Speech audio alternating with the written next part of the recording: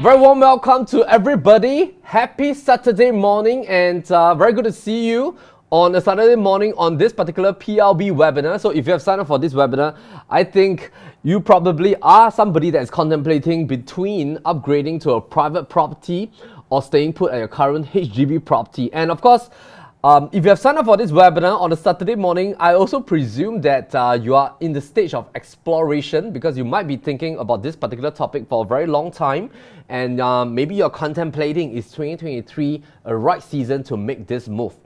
A quick so-called update about what we're going to cover today. So we're going to talk about three main things, and to kickstart, the very first thing is that we want to explore this particular topic of whether should we sell or keep our HDB property.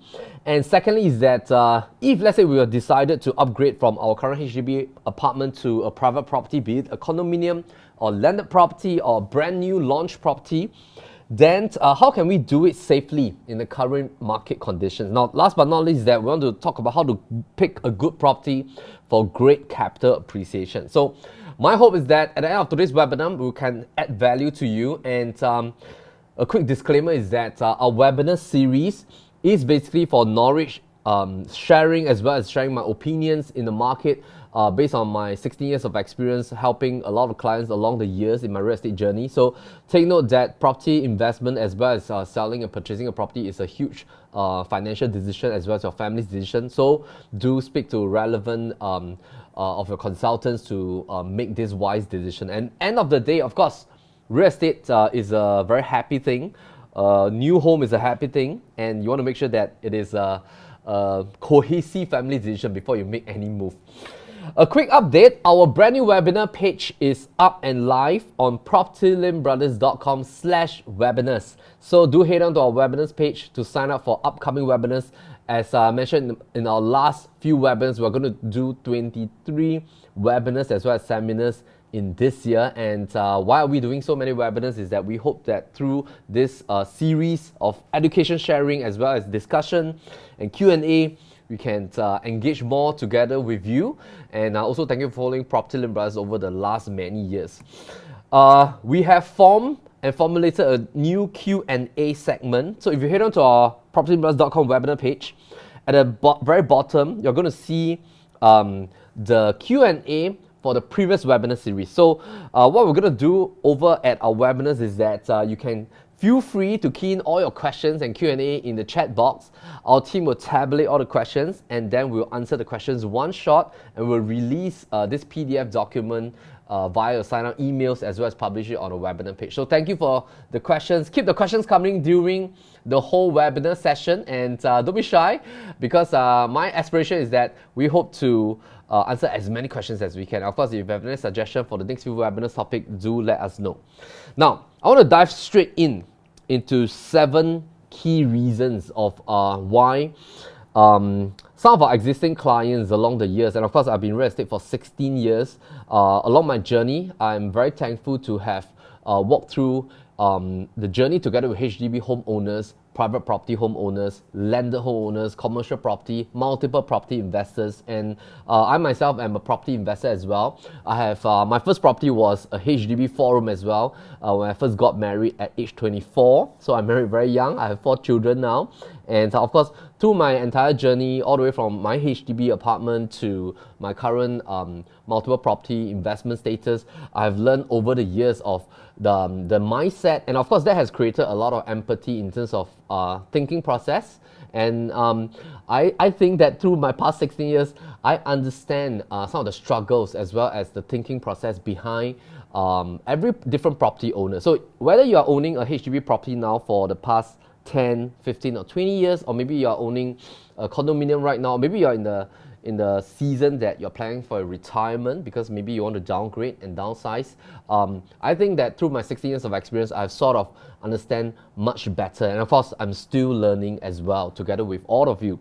Now, I want to dive straight into this first 7 reasons why a lot of HDB owners in the past, they have decided to move on from the HDB apartment to a private property is because largely of these key 7 reasons. And I hope to share them with you.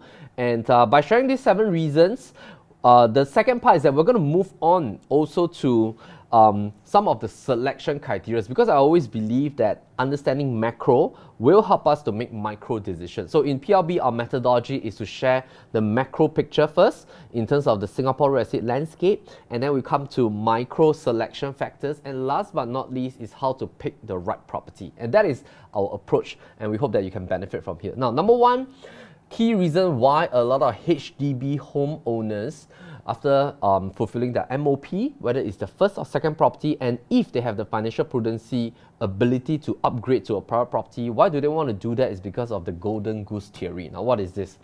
Now, a real estate owner allows the owner of the asset to enjoy its equity without killing the golden goose. Now, what do I mean by this is because in Singapore, we are very different because our landscape is so small. You drive from east to west, it only takes you 1.5 hours. If you drive from Pasir Ris all the way to Jurong. And in terms of the overall landscape, I've studied the macro factors in deep details. And we have currently right now about close to 1.1 to 1.2 million HDB apartments in Singapore. And our home ownership rate, we are very proud of our home ownership rate because we are about 90% home ownership rate. That means out of 10 Singaporeans, 9 Singaporeans own a property. And that is why Singapore can prosper to a first world country status from 1965 all the way until today. And of course, our government is doing a great job in the sense that it ensures every aspiring Singaporean to own a property.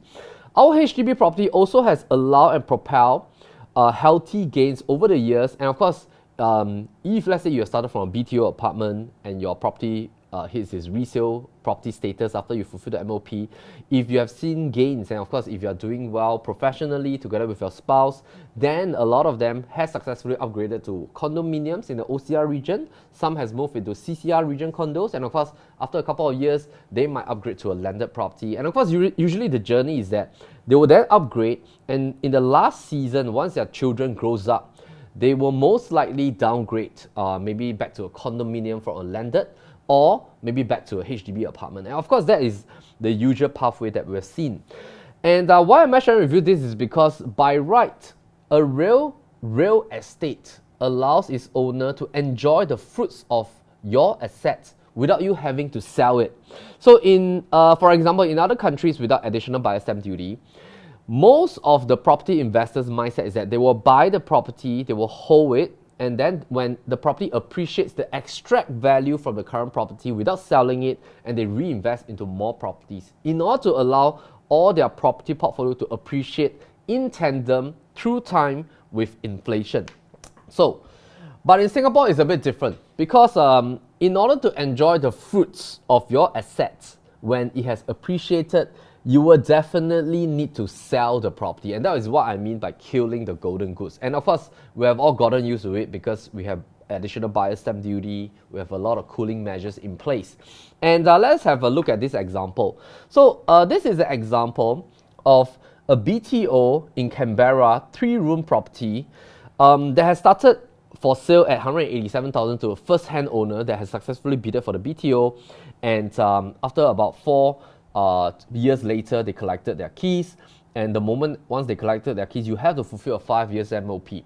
Now, one quick nuggets is that HDB property tenure and a private property tenure is very different. So one small benefit that HDB owners enjoy is that your tenure start date starts from the date that you collect your key. So your 99 years starts from here, but a private property, it starts from the land tenure age. So usually when you walk into a show flat, you want to buy a private property, the land tenure age has already started. So of course, when you hit a 5 years period, and that is what we call the minimum occupation period, usually your property has a balance lease of 94 years. You take 99, less of 5 years, you have 94 years. And that is one of the most prime period that your property will enjoy its appreciation. Of course, some HDB owners will then decide to sell this property in the resale market and then take advantage of the gains from here all the way to here. And most of the time, if it has appreciated in this range, then they will move on to the next property. We also notice this trending that usually once a property hits its MOP period, it will start to enter into what we call a state of plateau. Of course, that also depends on the generic market, but if surrounding this particular flat, there are a lot of other HDB that is going to hit is MOP, that if let's say there are a lot of clusters of HDBs that is surrounding you, then the competition from the newer MOP BTOs are going to definitely stifle your price appreciation because of the large amount of supply that's coming out around you. And of course, the next buyers, they will definitely prefer something that is brand new, that has just hit its MOP period because the renovation is just 5 years old, and of course they have just bought into a property that is like 94 years. So they are always hunting for a lot of brand new MOP properties. So this is a typical Singaporean route. And in terms of this particular route, we call this the do nothing mode. So what is the do nothing mode? Meaning that a lot of times we observe that in terms of the life kind of decisions that a typical family will make, this falls into one spectrum. And most of the time, a young couple will go to a BTO, and of course, they'll buy this property at 450,000 from direct from government. Maybe it's a 4-room flat, and then they'll hit their MOP period. Maybe by the time they'll be about 35, 36 years old, and that property might have already appreciated to 600,000. And then, of course, they will then continue to build their family, career, children, and then once they hit maybe towards the age 65, or they will start to make calculated decision once they hit between 50 to 54. The reason is because if you were to do anything after age 55, a portion of your money will then be transferred to your retirement account, and you cannot utilize so much CPF for your final property. So a lot of times we see families making that final move when they are 50 to 54 years old, and they will then downsize to a smaller property, and maybe by the time, because their property has already aged and their property maybe is already about 30 over years or 20 over years, maybe the property value will even stagnate, or maybe it will just drop a little bit, or maybe it might appreciate, but over the years, if you calculate in terms of interest and stuff like that, you might just break even in a sense. So let's just assume that the value when this couple was at age 36 is 600,000, and by the time that they are planning to sell, probably in their 50s or 60s, the property value is still at 600,000, then they might use this amount to pay off a smaller HDB while their kids moved out, and then they will retire from there. Or maybe they might apply a 2-room flexi and things like that. So usually this is what we call the do nothing mode. And let's just take another example of a HDB performance as well. So this was a DBSS at Travelers Clementi. Averagely, a 5-room owner was initially buying it at about $700,000. And of course, after 5 years later, when they fulfill another 5 years of MOP, that property value of a typical 5-room, when it just hit its MOP period in the year 2020, was about $900,000. And of course, after about 2 years, it appreciated slightly even more to about 960, perhaps now it's about $1 million. And later I'll come back to that on why I want to show you that particular example, because just think of this keyword here called TAV, and this is what we call the trap appreciation value. So this property technically enjoy a trap appreciation value of 193,000 when it hits its MOP period in the year 2020. And then in the year 2022, it appreciated a little bit more by about $30,000. So that brought about its total TAV to maybe about 230K. Okay, so let's just hold the thought a little bit. Let's look at the EC performance. Now let's have a look at Esperina Residences. Now this is an EC that has MOP in the year 2018. However, this EC has a spectacular performance because as of its MOP year, averagely the 3 bidders right there has enjoyed about 200K appreciation. And of course, if the owners would have held on to this property a little bit longer until the year 2022 last year, you will have enjoyed a total TAV of 550,000 all the way from the entry price to the exit price last year. And of course, they have held it for a totality of 12 years from 2010 to 2022. Now, this was because when this property was incepted, there was this new launch that was right beside them called Sengkang Grand Residences, and they were doing it at about $1,600 to $1,800 per square foot. And whenever there's a new launch that is performing very well, and of course Sengkang Grand has already been sold out, it creates a ripple effect around some of the resale properties that is surrounding this new launch. So because of Sengkang Grand Residences, there was this second round of appreciation, and of course that brought its total TAV, trap appreciation value, to 550,000. Now let's have a look at Forest View, another EC that was located in Woodlands, and of course in totality, as of last year, it has enjoyed a total TAV of 370,000. First round towards MOP, Second round, just 1 year later, it further appreciated because during the COVID season, everything sort of appreciated, especially if it's a private property. Last but not least, have a look at Sterling Residences. Basically, as of last year, the TAV was around $400,000 for a typical 3-beta performance from entry price to around the exit price. So what do we mean by all this? So basically, coming back to the Travelist example, why do we want to talk about this particular example is because it's not pertaining to this particular HDB cluster. It is mainly because of the fact that when you look at the appreciation that happens in a HDB property, the equity is trapped in the HDB property. And the only way to enjoy your appreciation of your property that you have lived in it, that you have invested in it, of course, HDB apartments is being classified as a place, of course, to live and grow your family. Is not really for investment. But of course, every Singaporean hope that their money do not depreciate when they park their capital, when they park their hard-earned money inside a property, even if it's a HDB apartment. Everybody hopes that one day their property will appreciate or see maybe a gain that can at least combat inflation. Now, right now, inflation is about 4 to 5%. If, of course, you look at a 30 years period, and if I do not even compound it, if I do not add in a compound calculator, I just take 30 years, multiply by 4 or 5% per year, that is already close to about 120 to 150% of inflation that you have to battle with. In the sense that if your property that you are servicing the monthly mortgage, that you're putting monthly installment into it, if it doesn't appreciate by at least 120 to 150% at the end of 30 years, what's going to happen is that you cannot technically combat inflation. I'll give a quick example is like this. Just look at the CPI inflation that we have. Now, CPI inflation is the consumer price inflation index figures. Basically, on a broad-based level, it tracks the inflation level of food, of a lot of items that of day-to-day usages that Singaporeans will need in order to sustain themselves. Now, that is what we call broad-based inflation figures. And of course, around the world, governments will usually have a basket of goods, and then they will then use it to calculate the consumer inflation index. Now, take note that in Singapore, and of course in many parts of the world, asset prices, and I'm talking about property asset prices are not part of the inflation index. Car prices are also not part of the inflation index. Just to give you a quick example, in the past, maybe about 35 years back, was it 35 years? 35 years ago. So I was just trying to refer to my mom's property. Okay, so my mom owned a 4-room flat, and so this was her second property, and of course that's about 35 years ago. So by that you roughly can guess my age. Okay, so she bought it at $30,000. In fact, she told me she regretted it because right across the street she could have bought a maisonette at $60,000, but she chose to go for a 4-room flat at $30,000 or $40,000. And actually, she said that, coming back to think of it, right, because her 4-room flat there's about 30 to 40K. Today she has already fully paid. I mean, now it's the year 2023. She has already fully paid. Her installment was only $600 a month. And she said that if she were to have chose the maisonette, the monthly installment probably is about $800 per month. And she said that she should have chose that because in today's value, her 5-room flat is about $500,000, but the maisonette is already close to about $850,000. And that is actually a huge difference in a sense because that was a bigger property. But what I'm trying to share with you is this.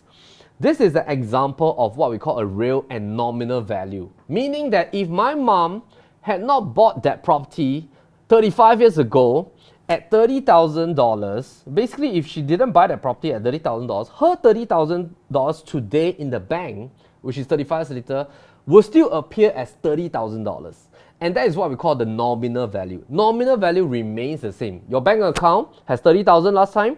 35 years later, if you didn't utilize that 30,000, it will still be 30,000. But what you can buy with that same 30,000 today is different.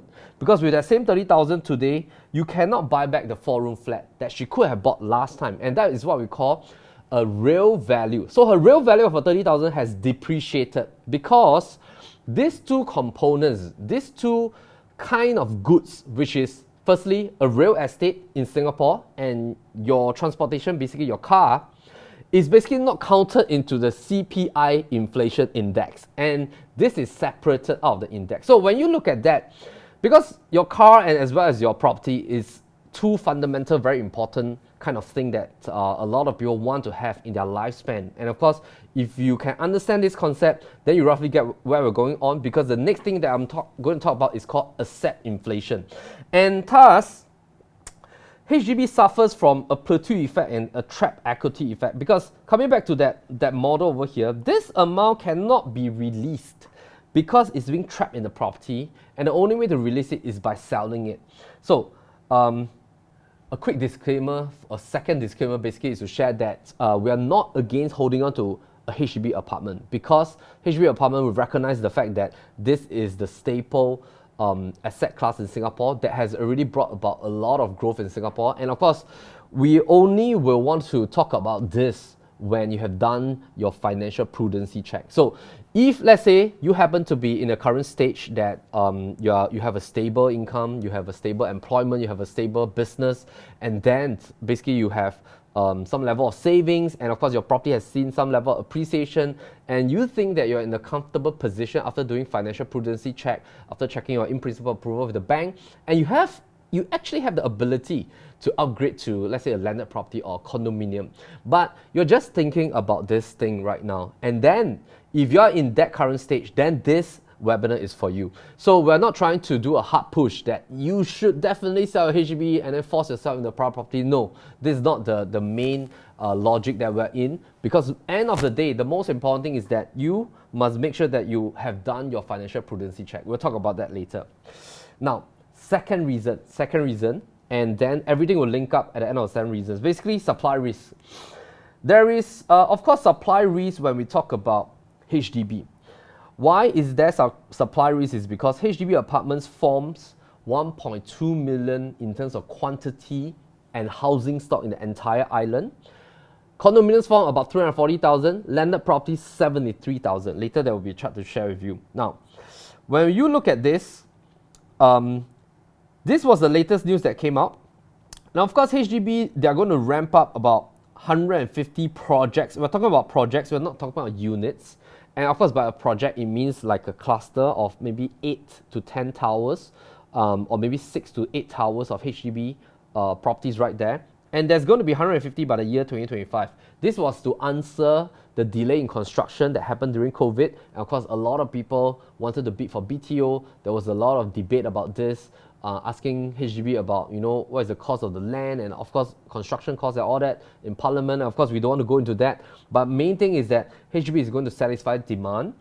And this is an example of what happened in Canberra. This is an example of one cluster, one cluster, one cluster, one cluster, one cluster. All right, so these are clusters that will hit MOP, meaning that the first-time BTO owners are hitting their 5 years MOP period, and they will be ready to put these properties in the market if they want to. So if we look at another chart again, this is in Woodleigh. Of course, we have circled out basically the different clusters that will hit its MOP period. So if you look at this, 2030, this 2027, the red ones are 2026. This will be the amount of clusters of properties that will hit its MOP period. So for example, at this particular cluster that will hit MOP in the year 2027, there's about 10 blocks right here. So this is what we mean by one cluster.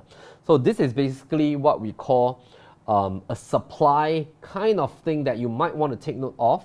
Because for example, if let's say you are having one of the properties right here, and of course, let's say your property is here at Woodleigh, and you MOP in 2026, there's going to be fresh competition that will come up from here in 2027, and of course in 2030, and of course in 2029. So this is what we mean by fresher supply of MOP coming up, because there are a lot of HDB apartments in the entire Singapore. And when we talk about fundamental investment principle, the asset with more supply than the demand depreciates in value through time. This is a basic economics fundamental. So we always want to look for the asset type with more demand and lesser supply, because that's the only way that firstly you can combat inflation. Secondly is that your asset will appreciate in value at a faster pace. Now, next, I want to share with you this particular website. Of course, this is Teo Alida website. Do reference to the link down below. And of course, with this website, it tracks the amount of BTOs that's going to be completed. And of course, from here, we managed to derive this particular charting. And what is this chart? This shows the amount of BTO flats that will hit its MOP period all the way from 2013 to 2029. So of course we are now right here, and if you notice, this is the amount of properties that will hit its MOP. And of course, we also have to take note that not everybody sells their property upon MOP. And these are all the existing newer HDBs in the past that has hit MOP. Perhaps some of the owners will sell on the 7, 8, 9, 10 year mark. And basically in totality, the amount of newer HDBs are basically at this particular supply range right now. So HDB has the largest stock at 1.1 million. Non-landed is always hovering at about 340,000 to 350,000. And then you have landed property at about 73 to 75,000. And then this is of course the chart that perhaps you have seen it a lot of times, that through our PRB webinars. Basically we talk about the fact that the 5-year cycle is a very true cycle that happens for the new launch condo market, because it sort of pushes up the new launch PSF by $400 PSF per round in every 5 years. We are in this current season whereby we are now at a brand new PSF level. So why am I sharing with you this is because the supply is a very important factor, because if let's say you have decided to not do anything with your property portfolio, what is essentially going to happen is that your capital is building up in a property, which is your current HDB apartment, that is going to fight against more and more supply through the next 25 to 30 years. So as you continue to live in the HDB apartment, you will know that there's newer and newer HDBs that's always popping up in terms of its MOP space. And then these are, of course, your direct competitors in your particular estate, because the buyers that is going to buy the resale properties, they will always be hunting for newer and newer kind of design, newer and newer kind of tenure, and then they want newer and newer kind of HDB MOP properties.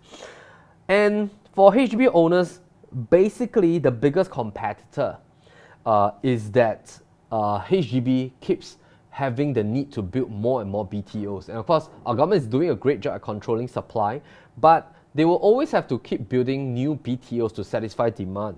And just in the last 17 months, we already have about 37 BTO launches. And then of course, with the article of about 150 projects by 2025, if you compare that with 17 new launches and condos and ECs for 2022, and of course 2023, there's a total of 47. But this 47 will only have perhaps about 19,000 units. And is that technically not a lot? Because the total pool of private properties are only at about 340,000 compared to 1.2 million. And a lot of the HDB owners are trying to move to this asset class in terms of the private property market. So you can see that kind of big picture. And then as we move on, I will share with you a little bit more and more. So let's move on to the third one. So hopefully you can see a little bit more. Now, third one is on demand risk. So if we were to look back at the white paper that was being published on 2013, by 2030, what is going to happen is that our island is going to have 6.9 million in terms of population. And this population figure, of course, is a population target that is already on its trajectory, because right now we're at about 5.9. We have about 7 years to go to hit 6.9 million. And if we look at the total breakdown, in totality, we have 74% of our housing stock belonging to HDB apartments. And then you have only about 4% belonging to landed, and then you have about 21% belonging to private condos and apartments, and of course, resale ECs. So, why is that important? Is because in that 340,000 available stock that we have for private properties, these are the only class of properties that can attract international demand. And a lot of foreign investors and foreign buyers already in Singapore, this is the only thing that they can buy. And as of today, there are already 68,000 of these private properties that are being owned by PRs and foreigners.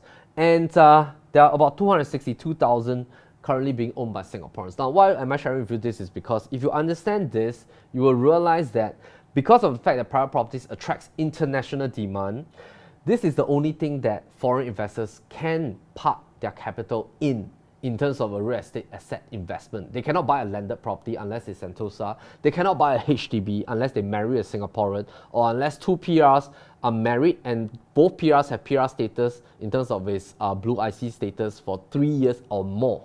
And of course, there's still a lot of restriction pertaining to HDB property. So what we're trying to ascertain is that with this, you can get to see a little bit more clearer in terms of the amount of supply versus demand status. And have a look at this chart again. In 7 years' time, what is going to happen is that if you just look at this, you might think, okay, government wants to hit 6.9 million. But technically, what's going to show us is that there's going to be 50% and 50% Singaporeans versus foreigners. Meaning that if I were to walk in Orchard Road or I were to walk in CBD, basically I talk to two pedestrians on the road. We're going to speak with one from Singapore, and of course a foreign friend that is working in Singapore, or a foreign investor that probably is in Singapore to buy properties or maybe to do business and stuff like that. So there's going to be, of course, a 1-to-1 ratio in a sense.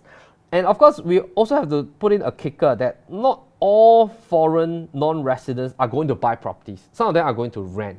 Some of them are going to rent for long term. They are not going to be in Singapore for very long. They might be here. They might exit in 2 to 3 years' time, moving from country to country. So they are going to fulfill rental demand, and some of them might even buy. But when we look at the next chart, then we'll also get a new fresh set of ideas, because there's this fourth category of foreign investors who are investors, but they are not in Singapore. They are just buying the property through their broker that they got to know in Singapore, but they're still in maybe Indonesia, they're still in US, they're still in Hong Kong, they're still in China, they're still in Malaysia. They can be from different parts of the world, but they are very attracted to Singapore as a safe haven, because Singapore has already obtained the status as a first world country. We are safe haven. We rank top 10 in a lot of different kinds of charts of safety in terms of investments, and of course we are of course a financial hub as well. So we are a very different country, and this is the only class of properties that satisfy international demand, meaning Singaporeans that has the ability to upgrade from their HDB to condos, they will move here. PRs buy here. Foreigners in Singapore, they might buy here. Foreigners interested in Singapore but not in Singapore, they might also buy here. And this is the only thing they can buy, because landed is reserved for Singaporeans, HDB largely reserved for Singaporeans. So if you get to see in terms of the demand status, then we'll start to realize that actually when we look at this, we're going back to the same fundamental. It is to identify the asset type with the most demand and lesser supply, because this only forms about 20% of the residential housing stock in Singapore. And HDB upgraders' correlation with income ceiling has been increasing over the years. A lot of people are actually moving from HDB to private properties. You can see a decline in this status. That means more and more people are actually moving away from HDB to private properties, and their income are also increasing. And then we want to talk about this fact of delayed gratification. Now, what do we mean by delayed gratification? Basically, coming back to the typical Singaporean route. This is the do-nothing model. And if we look at this delayed gratification model, it is what we call a typical model whereby a family make the decision to exit their HDB, shift the capital from the HDB to a private property.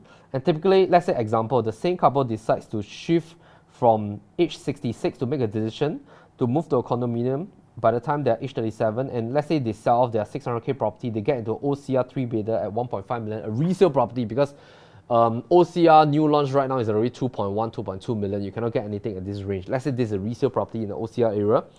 And let's just assume that this property did not appreciate. What is going to happen in 28 years' time from age 37 to 65 years is that if let's say this property did not appreciate, this technically will be their fully paid property by the end of 28 years. So the mindset over here is like this. Eventually, you are going to fully pay your HDB apartment.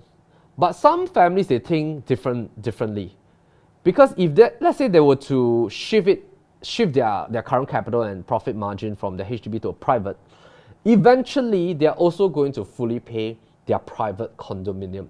And if let's say example, when you make that two lines, eventually I'm going to fully pay my HDB, eventually I'm going to fully pay my private condominium, This decision can only happen if you have done your financial prudency check. So if you're confident that you can fulfill the monthly installment of your private condominium, and this is a comfortable rate, let's say husband and wife are both working, you have CPF contribution, and you top up a little bit of cash, and then your kids can enjoy the facilities and all that. If you're confident that over the next 28 years you can fulfill your monthly payments, then that actually forms that new mindset. That instead of you doing that for a HDB apartment, you move it up a tier from a $600,000 valuation to a $1.5 million valuation. And that technically becomes like a new form of forced savings. You can just look at it as like you're buying a bigger insurance plan. It's just a little bit of that kind of mindset. So when you do that, and we're just talking about the fact that if this property did not appreciate, and if you were to sell by that time, and we always have this lingo, because a lot of times, clients will share with us that, I really love this HDB estate, and I really love this particular block, and I want to continue to live in this 5-room, but I feel like, my property is depreciating, I want to move to a private property, but I really love this 5-room. So actually, sometimes we always have this lingo as saying that, you can still get back to this particular estate. Maybe it's not the same unit that you used to live in, but you can do that when you're age 55, 60 or 65.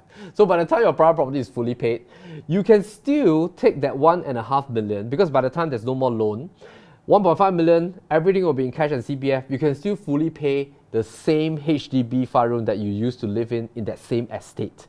Just that it might not be the exact unit, but you can still move back there.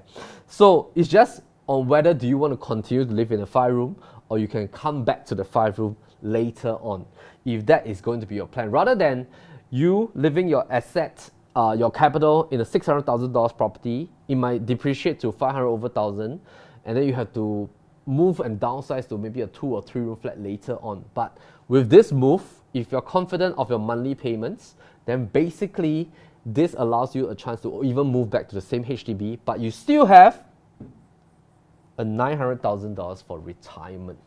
And basically for the next, let's say if you're going to last until age 85 example, for the next 24 years, you still can enjoy 37.5K per month. And this is what we call by a forced kind of commitment plan, in the sense that we are taking the worst case scenario that your property did not appreciate. Because if your property appreciates to 2 million, it's a whole new different story.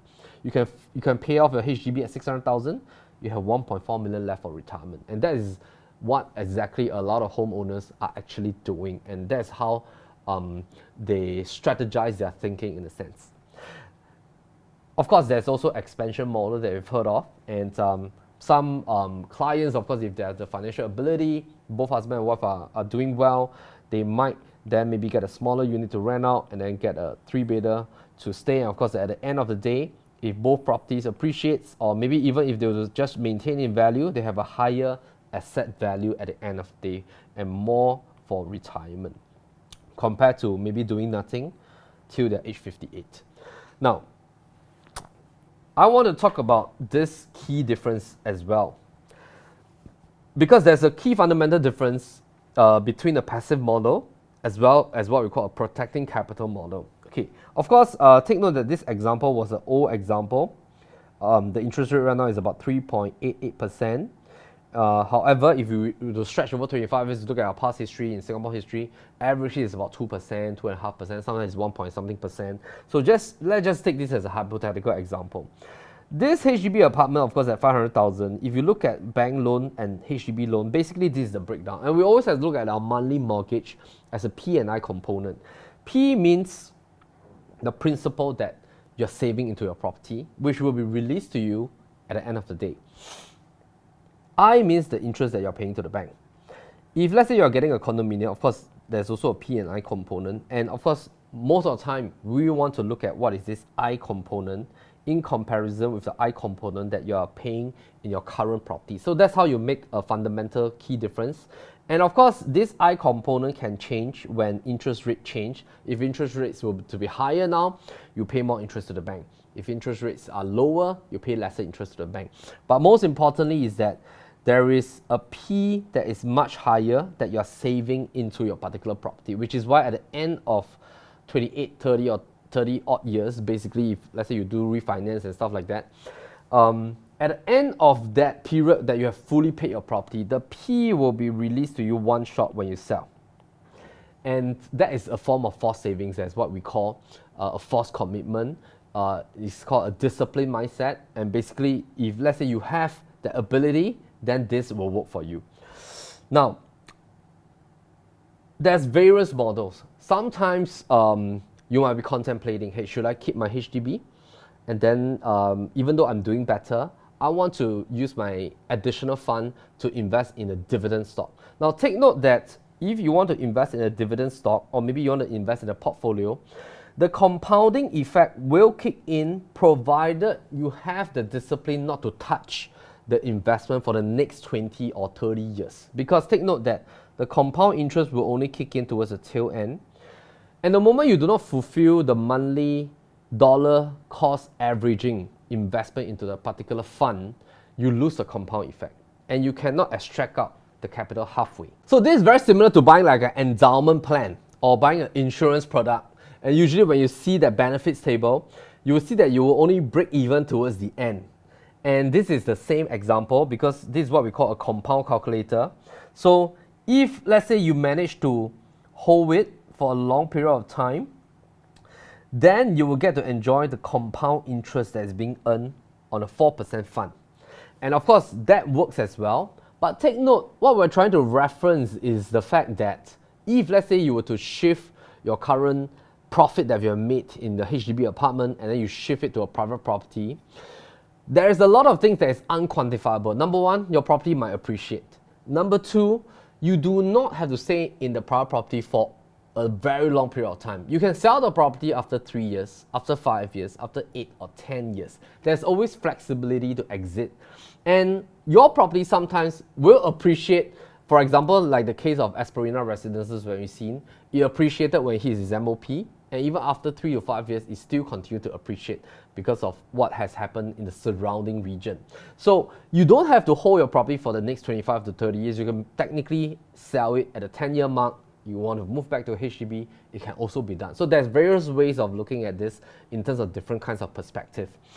And this is just an example that we are referencing basically based on the first approach of having a dividend stock and the second approach of going into a private property. So basically, if let's say you have a balanced cash of $2,200 per month and you decided to put in a dividend stock, the main thing for the dividend stock to work or the fund to work is that you must make sure that you cannot touch it for the next 28 years in order to fulfill the retirement fund concept. And you can still reach there.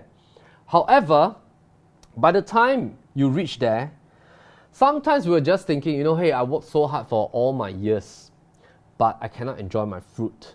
And sometimes by the time that we are 65, 75, we might be too old to enjoy our retirement fund. Of course, retirement funds is important, but sometimes people or families, they like to enjoy a little bit more kind of access in terms of their hard work savings along their growing up years with their families and children.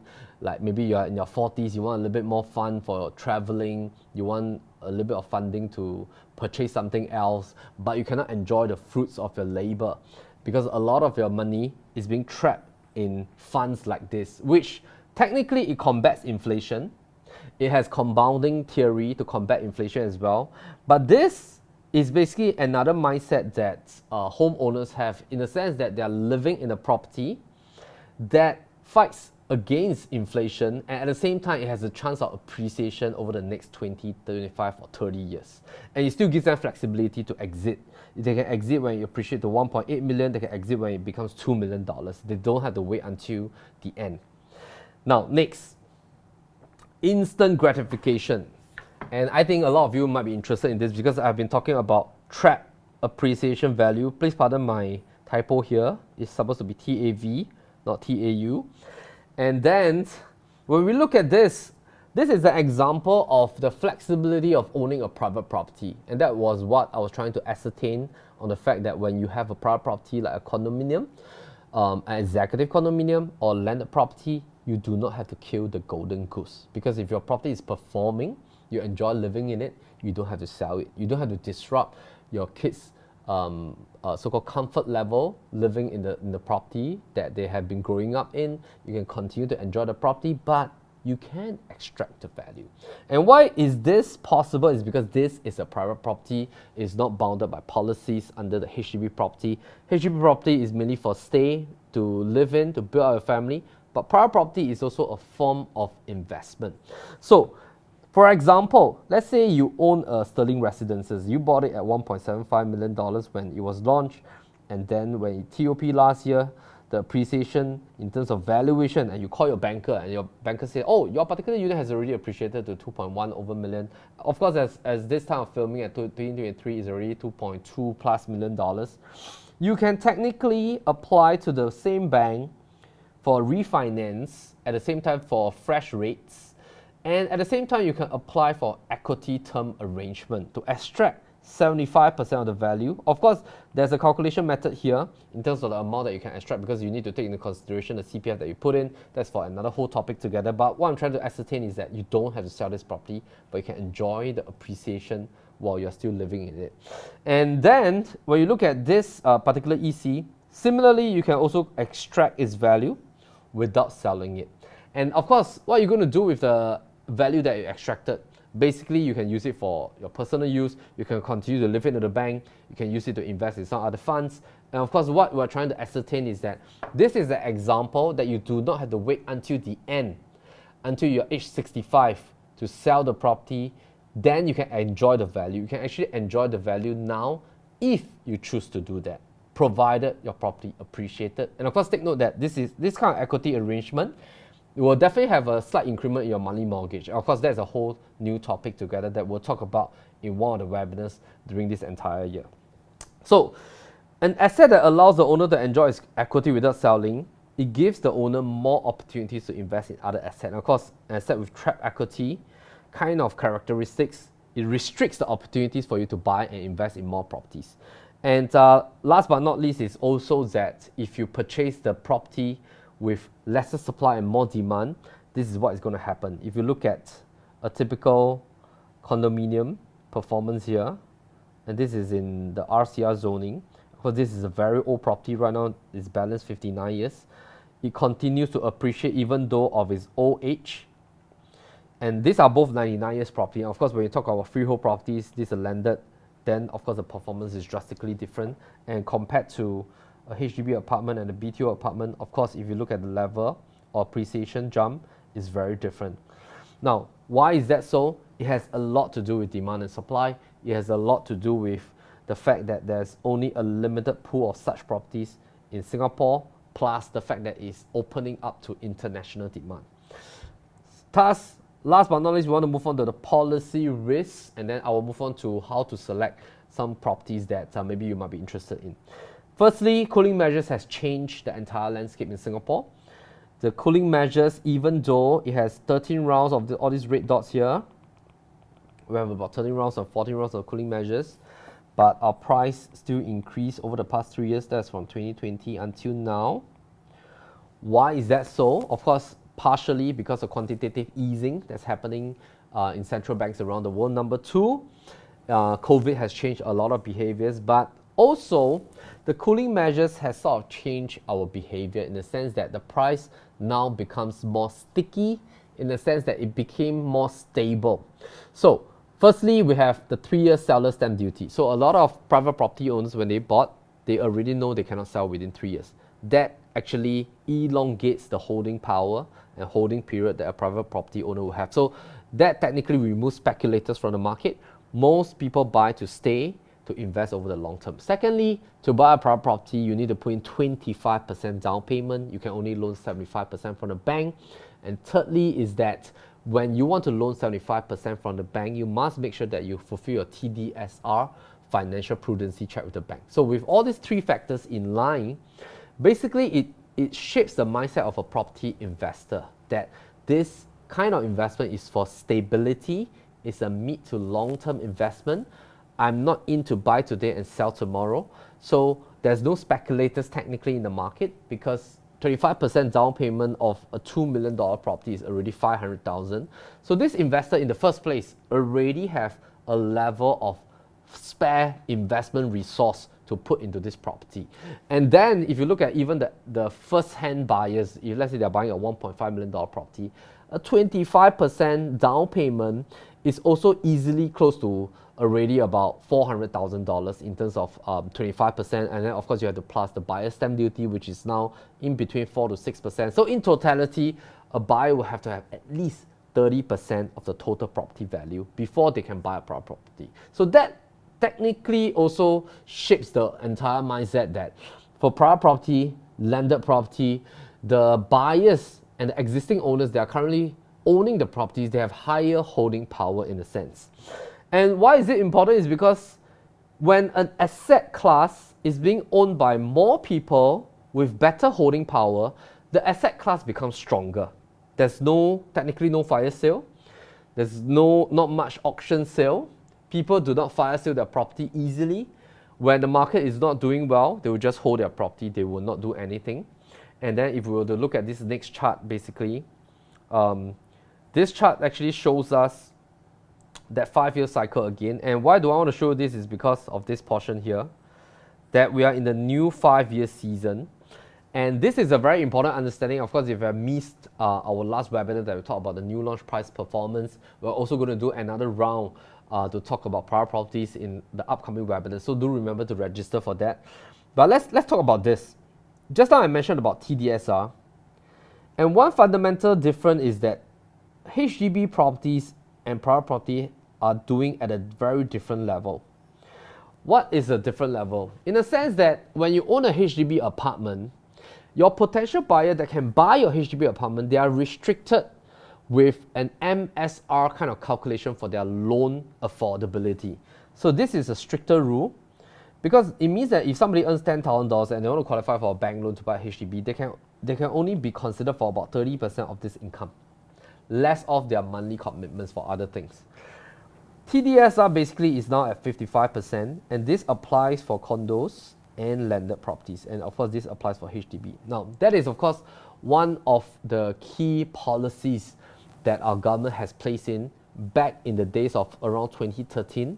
They introduced MSR limit in order to limit the borrowing power of purchasers of HDB apartments. So you might think that this might be just a financial prudency structural kind of implementation, but on a deeper level, it's actually a policy that is so smart and so wisely calibrated to restrict the type of buyers that are buying HDB apartments. Basically, somebody that is buying a HDB apartment, they will know that, hey, I can only loan so little.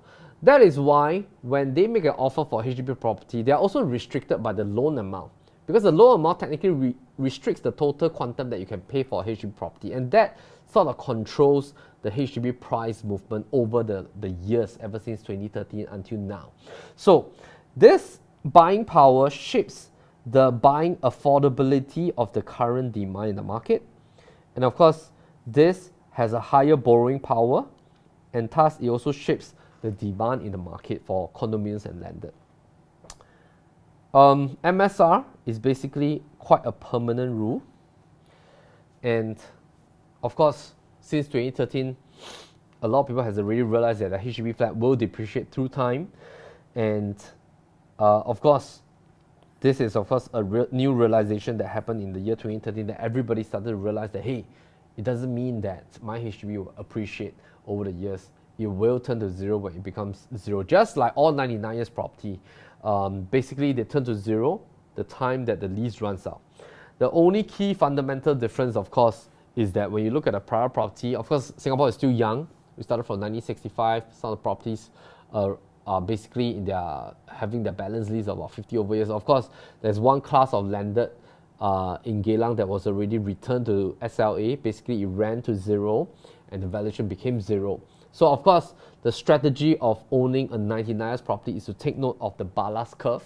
So when it hits 60 years old, take note that your buyer's pool will reduce because the next buyer cannot use their full CPF to make their monthly commitment. When it hits 30 years, the next buyer cannot use bank loan to buy the property. So you must take note of these two remaining lease dates, because that will be the inception point that your valuation will start to be gradually affected. So the strategy of owning a 99 condominium property is that you need to exit before here. So typically, we advise our clients to exit by the age 65 so that your next buyer will still have some room to play with. Of course, have we sold properties that are below 30 years old? Yes. Just look back at this particular video on our YouTube channel. We sold one property that is along Railway Mall. It has a balance of 20 over years. We sold it as well. A buyer paid in full cash because that buyer is in the season of retirement. And that buyer has already gained from selling off his or her freehold property in the past. He or she just want to fully pay off a landed property with a balance of about 20 years to fully retire. And he or she has the cash ability to do that.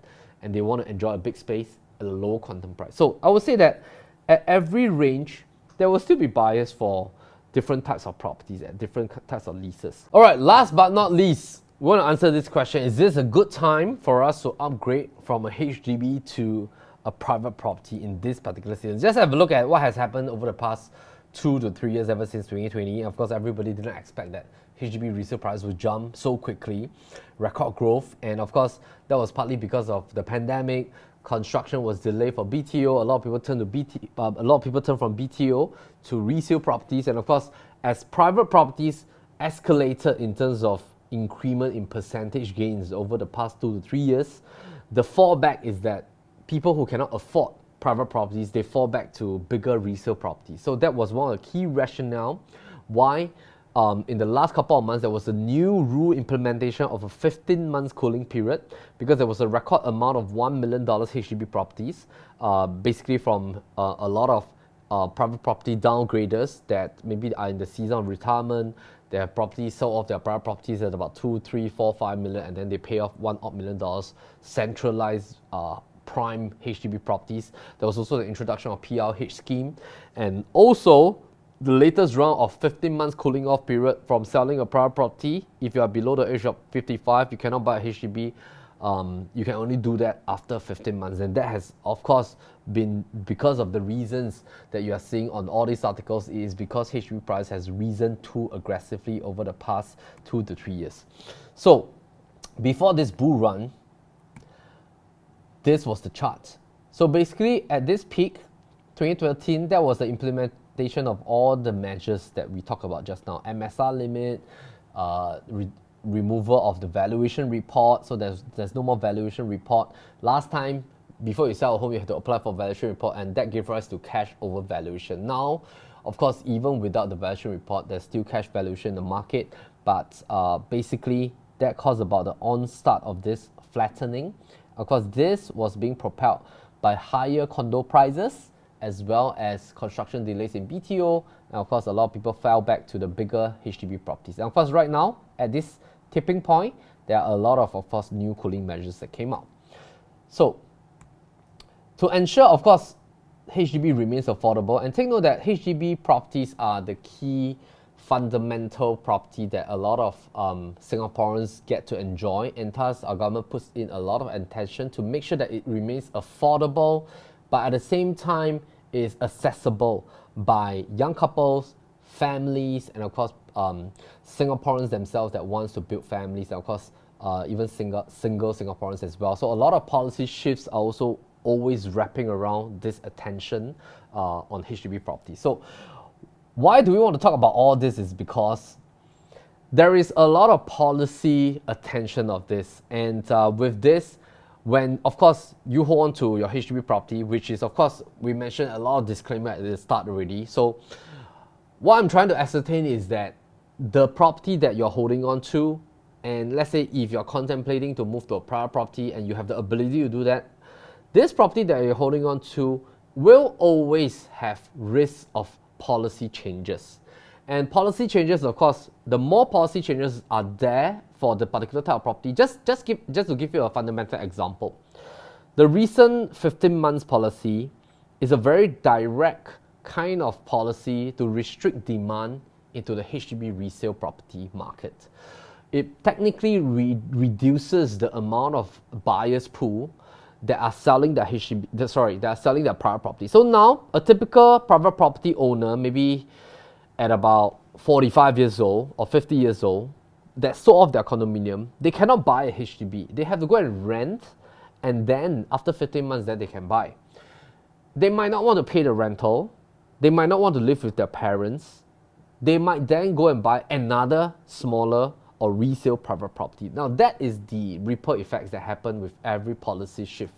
So if you're holding on to an asset class that has a lot of policy kind of implications, then technically speaking, that will result naturally in the fact that on top of the demand and supply matters, the policy kind of implementation will always cause a lot more stagnation risk in terms of our price growth.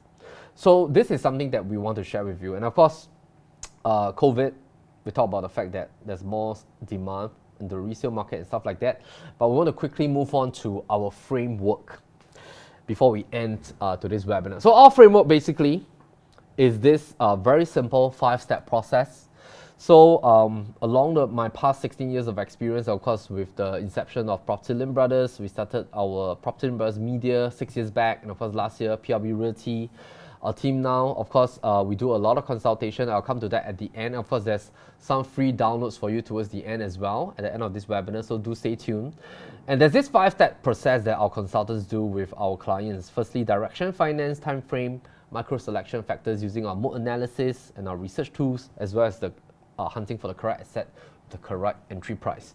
Direction of portfolio basically is to decide the primary objective, and we always want to recognize the fact that with empathy, with understanding, with the fact that we value people more than things, our consultants are prime, and of course we train our consultants in the fact that we always try to visualize what if we were this family, what will be our key primary concerns, even though we want to move to a private property, but it's a dual usage property. It's for own use, it's for my children's needs, but at the same time, I also want to select a property that has that kind of growth potential in terms of ROI, because nobody wants to buy a property that will stagnate for 10 years. And that is, of course, one key primary factor that we always want to have in our mindset when we advise our clients. Step 1B is that we want to also look beyond the current property purchase. We want to plan for the exit in future. And when you buy a property with the exit in mind, when you want to change your property about 5 to 8 years later, you'll find that it's easier to do so. Because if you try to plan a little bit in advance on asking yourself, in 7, 8 years time, when I put my property in the resale market, will the next family or next buyer find my property valuable or attractive in their eyes? So try to use this kind of mindset to ascertain the type of property that you want to buy. And of course, we use this through a tool called the moat analysis that we will share with you shortly later. Now, I want to move on to this portion right here. On finance, how do we ascertain it? Is that this is a huge, important decision matrix that we want to ascertain for our clients. We want to understand how much can you loan healthily without straining your finances, and we always want to make sure that you do not force through in terms of your commitment, because you have to ensure that you're confident, of course, in terms of your monthly commitments to hold on to this property. And of course, as mentioned, after 3-5 years, you can always sell if you want to. There's always a flexibility in terms of choice. And with this, basically with a 25% down payment, buyer stamp duty, doing your in-principle approval check, we also want to ask serious questions like, are you confident to, in terms of your employment, in terms of your business, in terms of fulfilling your monthly investment commitments into this particular property? And the third step, of course, is to ascertain in terms of the bank in-principle approval, together with how much funds will come out for your current property, and we do that through a financial consultation process. And then we want to decide what's the monthly installment that is comfortable for your family. And at the same time, third step is to plan for a time frame of selling and buying, timing it perfectly as much as we can, ascertain the steps. Do you need to rent interim? Do you need to ask for an extension from the home buyer? And what are you going to do in terms of timing the sale and the purchase for CPF funds to be transferred over for bank loan inception and stuff like that? And of course, our consultants team are experienced to do that, because if you were to come and visit our PRB office, you will realize that week on week, we do a lot of in-house trainings talking about financial calculations, time frame planning for our clients, and that is what we train our guys to master on a weekly basis, because we believe that if we want to be a professional team, we have to behave like a professional team to train ourselves week on week on all these key fundamentals that our clients depend on us on. So you can also head on to our propertylimbrothers.com and then click on the read button. There's this particular article that we run through on the journey that we help our clients to sell and buy, and how we help them to time their time frame. And also we have close to about 33 chit chat sessions that we interview our actual clients on their experience with us. And in fact, this particular owner was in Australia when we helped them to sell their property. And of course, we talk about the journey of home staging. We will help our clients to exit their HDB property with an ethnic quota restriction. We also help one of our clients who has been trying to sell his property DIY but couldn't do it. And then this family, we shifted them from their HDB to a private to a penthouse. Of course, this particular owner, we helped him to exit 2 of his properties together. Of course, this client has been with us for 13 years, from HDB apartment to condo, to 2 condos, to a lender with a condo. And of course, you can get to enjoy all this on our PLB YouTube channel. Just Google chit chat sessions on this panel. You will be able to find all these particular episodes. And step number 4 is to use micro selection. And then we want to use charts research as well as our mode analysis to determine what kind of properties will be good for your property investment, whether is it for own stay, or maybe you might want to buy 2 properties. We use a lot of charts figures, and we try to ascertain the macro factors that's affecting the micro factors. And our PLB investment methodology is to identify the property with high appreciation potential characteristics. And we call it the HAPC, High Appreciation Potential Characteristics.